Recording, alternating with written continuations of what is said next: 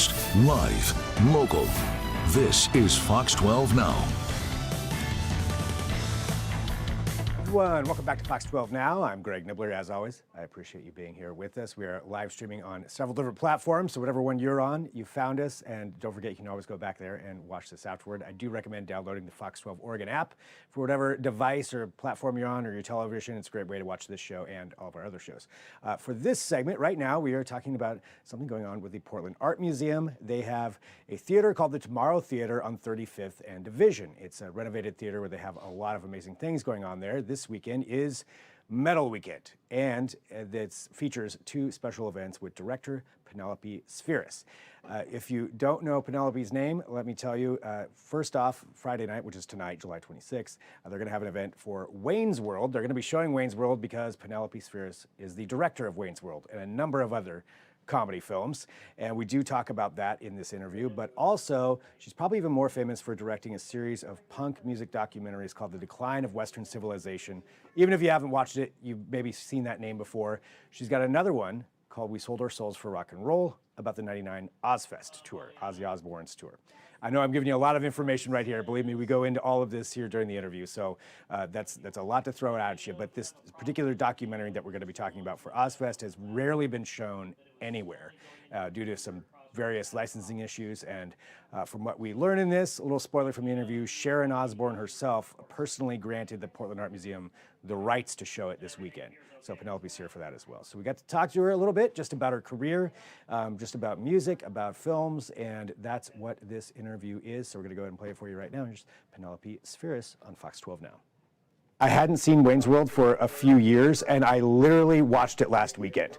Before I knew you were going to be on here, and before I knew this was happening, and still love it. So thank you for that. But just to start off, thanks for being here with us today. I really appreciate it. Oh, well, I'm excited to actually go to Portland this weekend for, the screening of We Sold Our Souls for Rock and Roll, and meet all those nice people at the Portland Art Museum. So, yeah, and you, if you make it there. I don't know. Yeah, oh, absolutely. Yeah. I mean, that's the thing. Like, you've been a part of so many different documentaries, Decline of Western Civilization, and that whole series there. So I'm trying to think where to even start with this. And I guess let's do that. Let's talk about music. And for you, going back then and documenting those scenes, that LA punk scene, and what that was like, and what was happening there, getting even to the point where I believe it was the chief of police of LA asked them not to show your movie again in the city. I mean, just crazy stuff like that. And for you, what was it that drew you to music to begin with as a filmmaker? Well, gosh, that's a lot of questions at once, but I'll try. What drew me to punk in the first place was the fact that I'd always been a rock and roll fan, and all of a sudden I saw this weird social and music and fashion and crazy movements start happening. So I thought, well, I've got the equipment here. I was working as a video filmmaker at the time, a music video filmmaker, and I decided I would, just make a documentary. I had no idea that here we are 40-some years later, and it's inducted into the Library of Congress National Film Registry, and that's shocking to me, So that was my interest in punk rock. And what was your other questions? Well, I think that was one of the big ones. You doing that, so you just happened to be there while that was going on, and thought, hey, I'm going to go document what's happening here.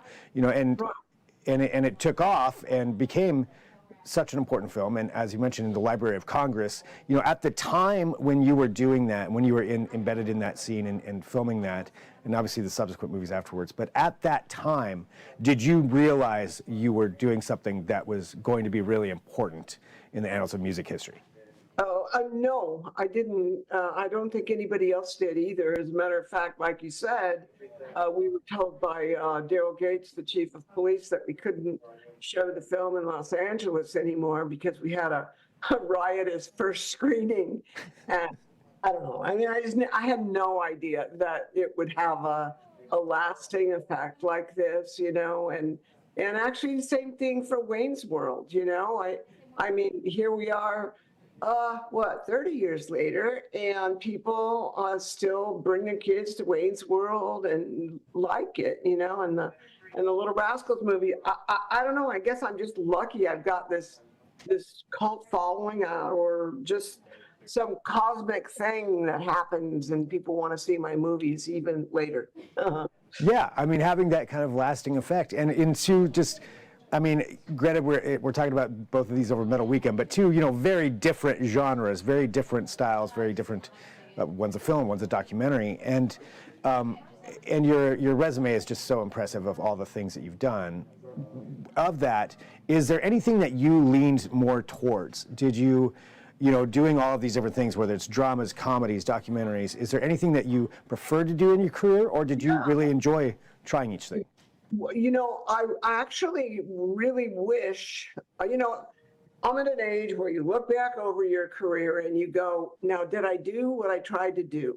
You know, and I have to say the answer is no, because what I tried to do was, the example would be a film I did called Suburbia, which is a social statement about a certain youth movement at a certain period in time.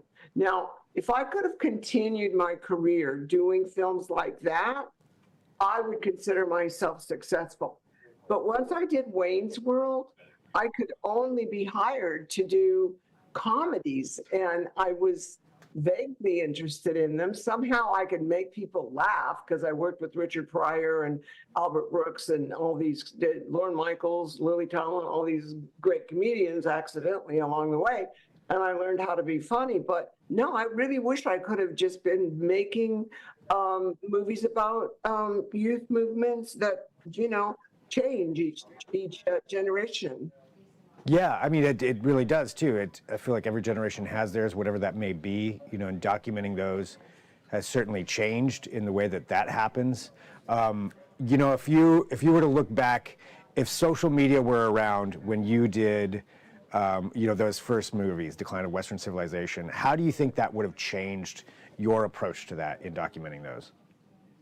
Well, I'm not sure it would change it much, because the punk movement here in Los Angeles, and I think also locally in London and New York, was quite restricted to a very small group. And, you know, we would communicate with each other by flyers or a telephone in a booth, you know. You know, now social media obviously can reach millions of people instantaneously. But I don't think it would have changed things. You know, it's an interesting question. I hadn't really thought about it, as you can tell. Yeah, I mean, I always just wonder, you know, if that really does have an effect on things, or if that would have just, I mean, maybe communication faster, but otherwise the movement is the movement, and that's what people were doing. Yeah, that's right. Yeah, we didn't have a way to. I mean, posters was the way to message someone, you know, and that was about it. Fast forwarding, you know, from there into the late 90s, 99, you know, and the movie coming out in 2001, one you're going to be here for this weekend, documenting Ozzfest. When you going there for that, I mean, because that was really at the fairly start of careers for a number of bands that were on there. I mean, System of a Down, Static X, they'd been around for a while, but that was kind of like the big moment, I feel like, for a lot of those bands, Deftones. You know, going out there and doing that, what made you want to document Ozzfest in particular? Well, I always loved shooting music. I started the company called Rock and Reel in 1974, and it was the first music video company here in Los Angeles. So I learned my licks here, you know, on the rock and roll shooting, doing that. And I always felt like I could film music with my eyes closed. You know, it just came naturally to me. And I had known Sharon and Ozzy for years. Before we decided to do We Sold Our Souls. And actually we tried to do a comedy together called Shooting Stars, with Ozzy starring in it. And producer said, "I'm sorry, you got to get a different star. Ozzy Osbourne is not funny." I'm like, "Hold on." Ozzy Osbourne is really funny. He goes, Oh yeah. That's he needs cats, you know. So anyway, that didn't work out. But you know, I've known them forever, and fortunate to have been their friend. And when the idea of doing a film came up, Sharon actually wanted to do a narrative piece, sort of a love story with the background being the Ozzfest. And I say, Sharon, I can't shoot dialogue with all that noise going on. That was the noisiest thing I ever heard, you know? And so I said, come on, let me do a documentary. So finally, yeah, she was too busy to say no. So thank God she said yes. well, yeah. I mean, and that was, you know, just such a time too. And Ozzfest, for anybody who doesn't know, I mean, it was huge touring festival, and pretty unique in just the types of bands. And when it came to the audience, you know, did you see similarities there to some of the things that you had shot before, or was that just a kind of a unique time, unique audience, unique bands moment in time that was captured? That's a great question. I'll tell you, people always say to me, it's amazing that I could be in the, because I shoot as well. I held the camera, you know, and they said, it's amazing as a woman that you could be in those audiences in the pit and not get hurt and all that stuff. You know, I mean, I've seen people's teeth fall on the floor, you know, and I thought, well, it doesn't bother me because I kind of came from a hectic household growing up, so I'm cool. But when I got out, when I got out on Ozzfest, man, there ain't nothing like that. I mean, 50,000 people in San Bernardino. I had, you know, fires starting everywhere, people passing out from ODs, and one guy came rushing at our gigantic high-def Sony camera with a big gulp kind of cup, and I'm like, oh no, he's going to throw that on the $200,000 camera. So I put myself in front of the camera, and guess what? It was pee-pee. Oh no! So I got christened right there. Save the camera though. I saved the camera, and so I often thought about that. I'm like, you know what? The hectic Ozzfest was far crazier than any punk rock or any of the you know, hair metal stuff I shot earlier. Yeah. Wow.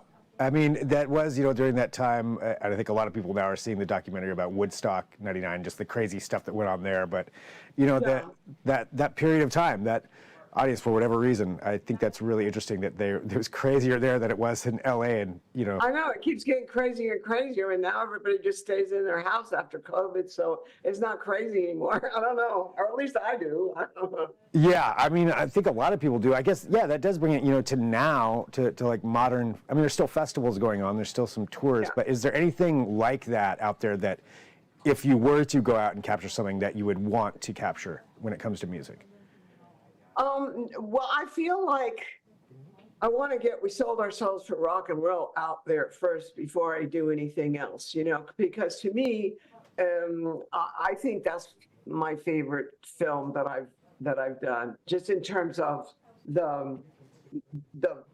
I had learned a lot by then, you know, I had learned a lot about how to tell the story and how to keep it moving and how to make a film exciting. And I think it all kind of manifested with that film, and to have it not released, you know, I mean, nobody's really seen the film. They showed it at the Motion Picture Academy Museum, and now they're showing it at the Portland Art Museum, but that's kind of about it in the last 20 years. And it's a matter of, Sharon's been really busy, as you guys may have noticed, and you know, the music has still to be cleared, believe it or not. And so, I mean, if I can get that movie out, you know, I'll be fine. I could go to my grave and go, hey, yeah, man, I did it, you know. Man, I mean, that's why it's such a huge deal too, that it's going to be showing here this weekend. Yeah. It sucks. It still has to go through all that music clearance. So I'm sure you'd think all those bands would be on board. Well, yeah, but there's too many other elements involved, and I mean, I don't know how Sharon does what she does, but she's amazing in that, she's got to deal with managers, record companies, agents, girlfriends, past wives, Right, yeah. everybody wants a cut of the pie, so yeah, but she's pretty good at managing things. And I think she told me anyway, that she thinks it's a historic document, which it is now, Yeah. after all this time. And she says she's going to release it. So she's working on it. And she even said, I don't know if I can say this or not, but she said she would love to put it in like smaller type stadiums because it's like a concert, Yeah.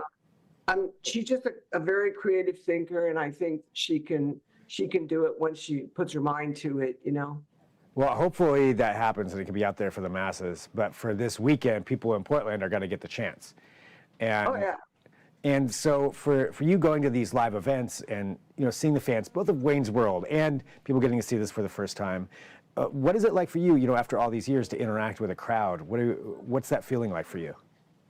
Oh, when I do these live appearances? Yeah. Oh, it's, first of all, I'm very, very nervous to do it. And it reminds me actually of Ozzy, because back in the day, Sharon used to say before a huge concert, she would say, "Penelope, come backstage and calm Ozzy down. You're the only one that can calm him down." And Ozzy would be like in this cloud of smoke and inhaling things, and and like doing all these things to calm down. And when I have to go to do these talks, I kind of get the same way.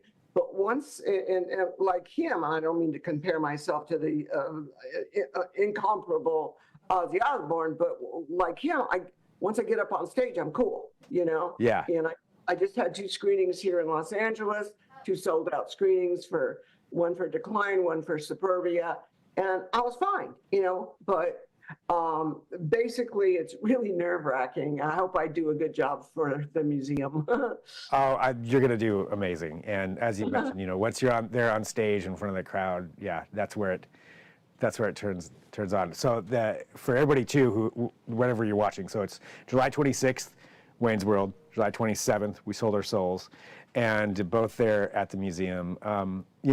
Anything since, I guess, and I know I need to let you go here, but for We Sold Our Souls, for people who are going to be seeing this most likely for the first time, I mean, if I get to be there, I'll really see it for the first time. What do you want them to take away from that period of music that you captured with this film? Nothing but a good time. And I hate to quote Poison, but nothing but a good time. Yeah. Mm-hmm. That's perfect. Well, Penelope, thank you very much for spending some time, to talk with me about this. So really, really cool to get to chat with you and, just everything that you've done. I appreciate all your work. Well, thank you so much. And I appreciate Portland. It's my favorite city. My favorite city used to be Austin. Now it's Portland. And if they would let me, I'd probably move there. So there you go. I bet we can figure that out. Thank you so much. Right. Thanks for joining me here today. Thank you. All right, big thank you to Penelope for being here and to the Portland Art Museum for helping to set that up. Again, that's at the Tomorrow Theater, the Center for an Untold Tomorrow. That's part of their entire program with all of that stuff and a lot of great things happening there. But this weekend, that's when Penelope is going to be there. So Wayne's World, and then We Sold Our Souls for Rock and Roll, and then I think they're showing the Iron Giant, I believe, on Sunday, and don't quote me on that. You'll have to look that up just to make sure. But regardless, thank you everybody for joining us here today. We do appreciate it. So this is Fox 12 Now, and we are live here from the Fox 12 Oregon newsroom, but we've got more happening here for this Friday afternoon at 2 o'clock. We're going to be showing the Fox 12 Weather Podcast Video Edition, where they're going to be talking about the heat that we've had, but also what's on the horizon. So you'll definitely want to check that out. It's weather in a whole different way. It's them. I think Mark might be at his house. Who knows where they're going to be on this one. You'll have to watch to find out. But that's again at 2 o'clock. At 3 o'clock, we've got a special Friday segment. And if there's breaking news, we'll have that as well. So we'll certainly break in for anything that should come up if that were to occur on whatever platform you're watching me on right now. So whether that's on YouTube, the website, the apps, whichever one, thanks for being there and checking the show out. All right, well, thanks for joining us. I will talk to you soon. I'm Greg Nibbler. This is Fox 12.